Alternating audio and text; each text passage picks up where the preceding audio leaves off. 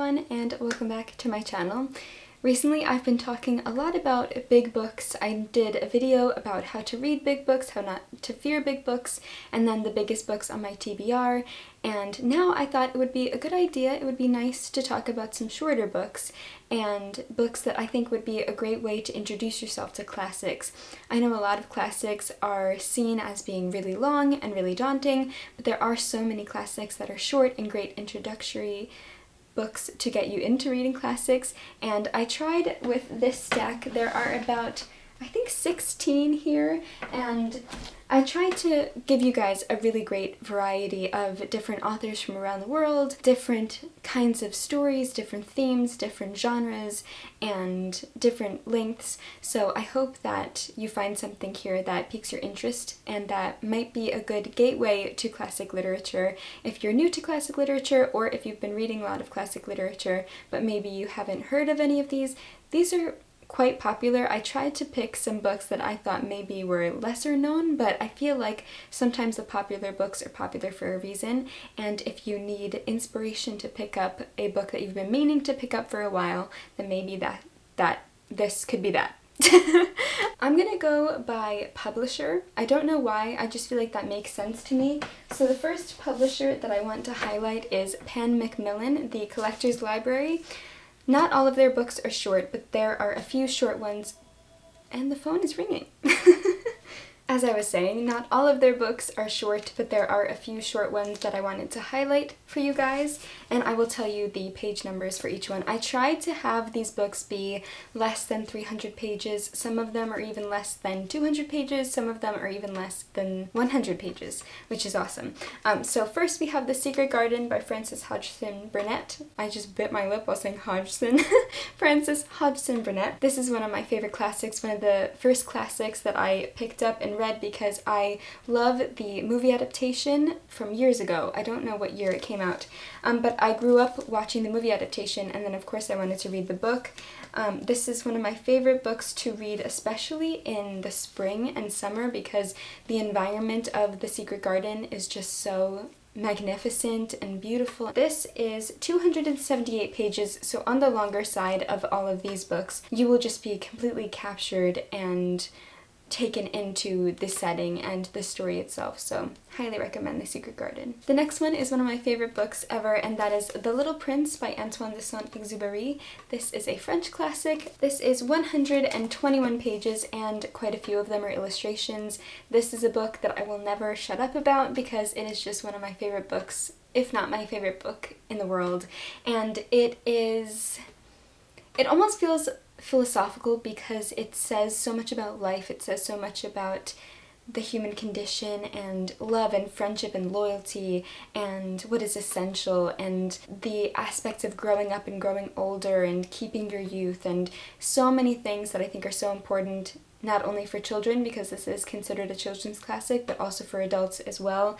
And I just adore it so much, and I think that this is a fantastic book to read at any time, anywhere, any age, anyone, and it's quite short, so I can't recommend it enough, and it's not intimidating at all. You don't have to be a genius to read it, and I just think that it is brilliant, so I will always recommend it, especially for shorter classics that will get you into reading classic literature, so I think that this is a great one. Then I have Pinocchio by Carlo Collodi. I am Italian, my family's Italian, and this is an Italian classic, and I keep saying this in my videos, but I really want to read more Italian literature, so if you have any recommendations or suggestions, please let me know. But I loved this. Some aspects of it, especially the food that's mentioned in this story, really touched home for me, made me feel so connected to the story because I could relate to certain things that they were eating because my grandmother always made those things for me when I was little. And anyway, this is how many pages? Not very long at all. And it does have illustrations, 214 pages, so quite approachable, and again, it's a children's classic. These first three are actually children's classics, and I think a great thing that I also mention in my beginner's guide to reading classic literature is if you're intimidated by classics, in general, I would gear you towards children's classics because they are a bit more approachable for beginners to classic literature because of the language and the writing style, but also I feel like children's books, I always say this, are just as impactful or even more impactful if you read them as an adult, and that's how I feel about all of the children's classics and children's books that I love. And then the next one is A Christmas Carol by Charles Dickens. This was the first Charles Dickens book I read, and I highly, highly, highly recommend everyone begin their Charles Dickens journey with A Christmas Carol. And then I read Great Expectations, which I thought was a fantastic way to get into his longer books. It's one of my favorite books ever, but we're talking about A Christmas Carol. A Christmas Carol, I think, is quintessential Dickens. It is Dickens at his best. Also in Great Expectations, his later works is just him at his best. I haven't been loving his earlier work, so I hope that there's going to be a shift as we read more of his books. Also, I think something that could be really helpful for beginners to classics is when they have an adaptation that a lot of people are familiar with. Then you already know what's going to happen in the story, and you have faces to put to names, and it's somewhat familiar to you, so I think that that's always really helpful as well. The next ones are from random publishers. This one is The Great Gatsby by F. Scott Fitzgerald, one of my favorite books ever, a classic that so many people have read, so I kind of feel silly recommending it because it's like, well, duh. It's only 180 pages. It is one of my favorites because it's set on Long Island. One of my favorite things about this story is the setting because I can relate to it. I live on Long Island and I've grown up on Long Island, and he takes us into the Valley of Ashes, which is Queens, and then we go on the Long Island Railroad, which is the train that I take into the city or just on Long Island at all. If you travel on Long Island, you will be taking the Long Island Railroad, and this is set in East Egg and West Egg, and that is the Gold Coast of Long Island, and it's beautiful. And I love that I can picture everything so clearly in this story, and I think the characters are fascinating, and I think it's written so poetically but also very sharply, and I just love it. So if you haven't read The Great Gatsby, highly recommend. It's very short. It's a great introduction, especially if you don't love American literature. I know this is kind of a love it or hate it book. I love it. So do with that what you will. The next book I read this year and I loved it, and it's going to be the start of, I think, an author journey for me, and that is Kurt Vonnegut's Slaughterhouse-Five. I can't wait to read more from Kurt Vonnegut. I read Slaughterhouse-Five this year and adored it, and this is only 215 pages. Slaughterhouse-Five, it is an anti-war novel. It is fantastic. It has sci-fi elements. It has historical fiction elements. I love war stories. This is a fantastic war story. The writing is just something that I have never experienced before. It's so unique to Kurt Vonnegut, and I loved it. I think that this is a great introduction to Kurt Vonnegut's work. Again, I haven't read any of his other works, but I'm so glad that I started with Slaughterhouse-Five, so I feel like if you are interested in Kurt Vonnegut or starting your own Kurt Vonnegut journey, I would recommend starting with Slaughterhouse-Five, and it's not very long at all, so that's good. The next book I have is another children's classic, and that is Mary Poppins. Again, we have a children's classic, so it's approachable, and we have a book that has an adaptation that a lot of people are familiar with. This was one of the first books that I read as well, trying to get into classics, or I guess reading the books that I grew up watching the movie adaptations for. This is about 200 pages, and it does have spot illustrations and I think some full page spreads as well. A wonderful classic to read and approachable. Checking all those boxes. Then the next one I recently just read about a week ago, and that is Flush by Virginia Woolf. A lot of Virginia Woolf's are pretty short. Even Mrs. Dalloway I have up there. The Waves is pretty short. A Room of One's Own is pretty short. Flush is about 115 pages, and it's a fake biography, or I guess a half real, half false biography about Elizabeth Barrett Browning's Cocker Spaniel Flush, and we are following Flush's perspective when Elizabeth Barrett Browning is courting Robert Browning, and Flush's experience in their life, his role in their life. It is fantastic. The ending made me very emotional, as all dog stories do, and it is just a fantastic read, and it's quite short, and that's the whole point of this video. Of course it's short, and I love this edition. This is the Vintage Classics edition. We can't get them in the US, but someone actually sent me this book, so thank you so much, and I kind of want to collect more of Virginia Woolf's books in this edition. The next one I have my very good friend Emma just read. When I read Flush, she read A Room of One's Own. Not A Room of One's Own, A Room with a View by E.M. Forster. This is one of my favorite classics ever. It is about 230 pages. And it is a fantastic, fantastic story, perfect for the spring and summer. His writing is just so enchanting, and you really feel like you are in the setting with the characters. And this is set partially in Italy and partially in Britain, and it is a love story. It is kind of a love triangle in a way, but a classic love triangle where it doesn't feel corny. You're rooting for a certain outcome. I just think that this is a fantastic place to start, also with E.M. Forster. It also has a movie adaptation with Helena Bonham Carter that I love so much. Now we are getting into the Penguin publisher. So this is also a Penguin Great Loves edition, and this is kind of a smaller edition. I forgot, they had a Thomas Hardy one, they had a few in this collection. I picked up Giovanni's Room, obviously, and I love this cover design. I think it's so beautiful. Giovanni's Room, written by James Baldwin. So devastating, but in such a beautiful way. I always talk about Giovanni's Room. I love the title because Giovanni's Room as a room plays a really, really great role as a setting and as, I guess, another character, and the way that it influences the character's relationship is really beautiful and poetic, and I love it so much. So highly recommend you reading Giovanni's Room. This is about 150 pages. Yes, it is 150 pages, and it is just all of the emotions in one.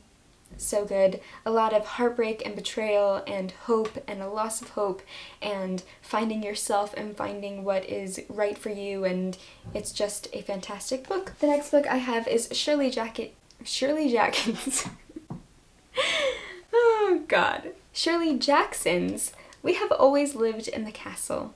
This is a Penguin modern classic with the mint spine. I also love these editions, and We Have Always Lived in the Castle is perfect for the autumn season, and we are following two sisters that are quite outcasts in their community, and why they are that way and what has happened in their family history. It's not too suspenseful. I can be quite a chicken and a crybaby and a child when it comes to scary things, but this is really, it's more, I guess, of like a mystery suspense rather than a thriller or something that will really scare you.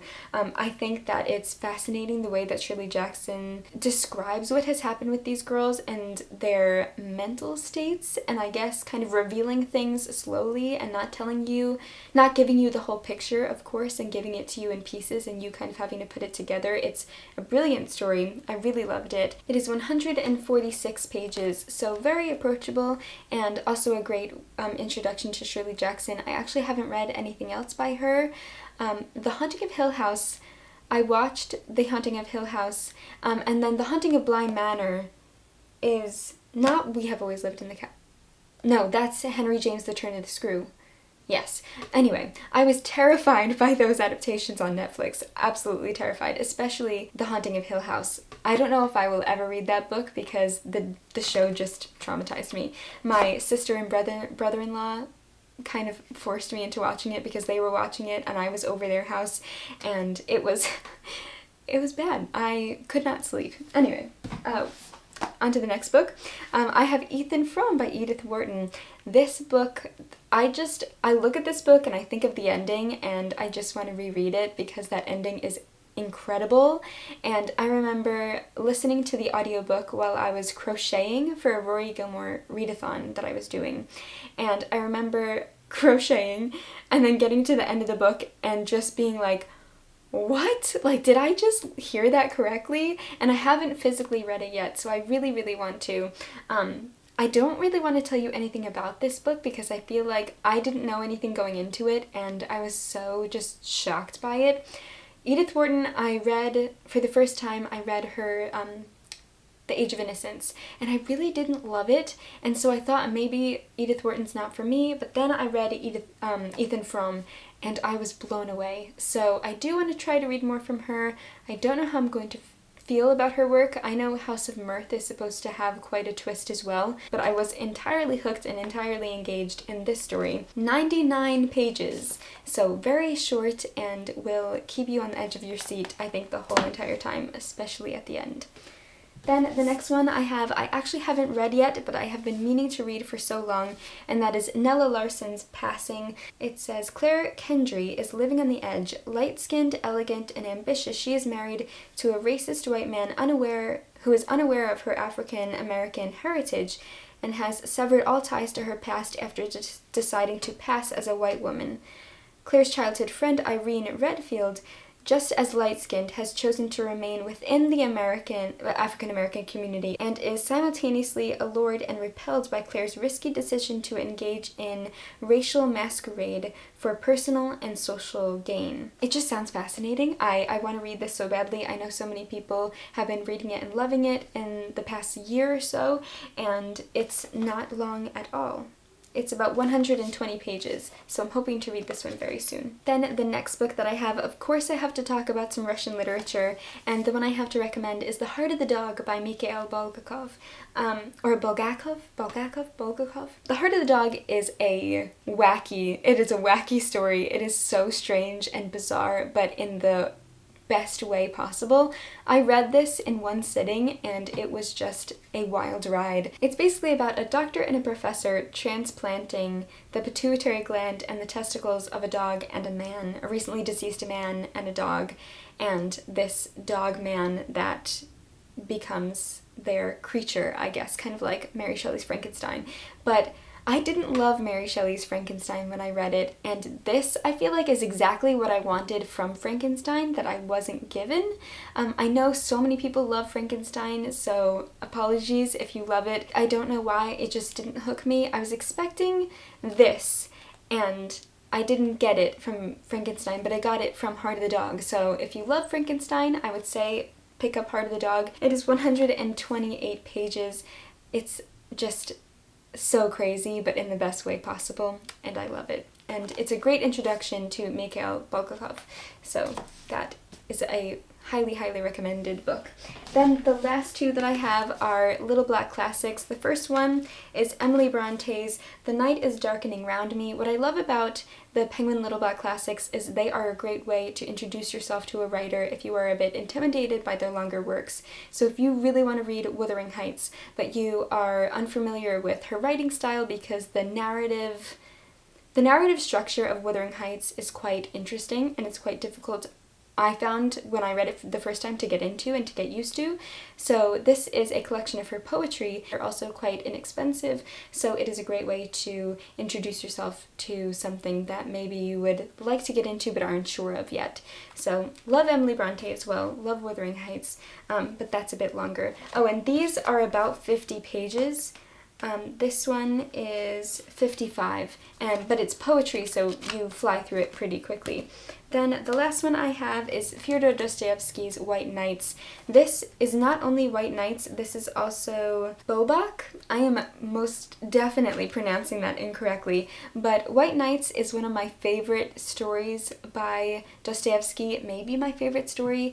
It is about unrequited love and passion and heartbreak and hope. It is about 86 pages. I think I read it in maybe 1 or 2 sittings and it blew me away. His writing is phenomenal. I love Fyodor Dostoevsky as a whole, but if you are new to him, want to get into Russian literature, want to read your first Dostoevsky, I highly recommend White Nights. I have not read the second story, Bobak.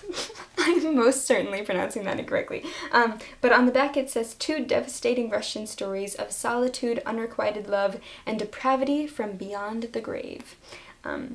which is just such quintessential Dostoevsky, and I love it. So anyway, these are all of the short books that I highly recommend you look into reading. So I hope you found something that maybe piqued your interest or that sounded like it was a good fit for you.